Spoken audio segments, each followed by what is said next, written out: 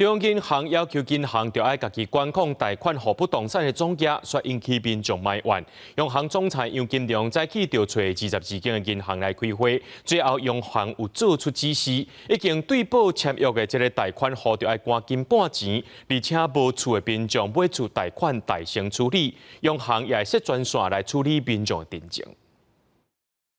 新清安政策，根本袂少头一摆买厝人来买厝，却是引发国营银行不动产放款贷款拢满，较慢办贷款的人，唔是排队等贷款，就是找无银行会用来贷款。这个一定会影响到我交屋，因为他跟我说最快也是要等到明年的时候。如果等到明年才交屋的话，那我可能会有一个违约的状况。根据金管会到7月统计，全体银行不动产放款占总存款甲金融税平均比率是26.61%，占28%到29%的比率有5间银行，占27%到28%的银行受8间，等于是讲占超过27%比率的银行就有13间。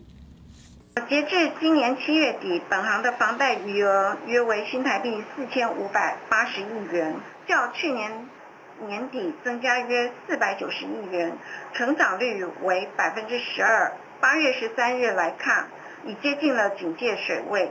目前是排队拨款当中，仍可以受理收件。对着市场传出限贷令，总统赖清德上电视节目专访讲，政府并无限贷令，只是真侪金融机构融资就要挖30%上限。央行出手提醒银行安注意。7日早起，央行总裁杨金龙约见22间不动产贷款集中度较悬的银行来座谈。央行这次指示，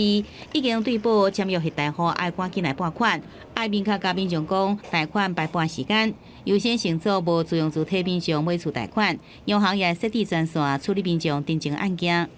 可能会先是针对一些放款列出一些优先水位顺序，已经签约的就是要如期的来做这个放款。好，那第二个步骤可能才会去研商是不是要放宽72条对新青安的这一个乘坐的状况。厝买卖专家认为讲，随总统赖清德信心喊话，政府无限贷令，可望予头一摆买厝的人免烦恼贷款问题，帮市买气，可望维持平稳的表现。记者综合报道。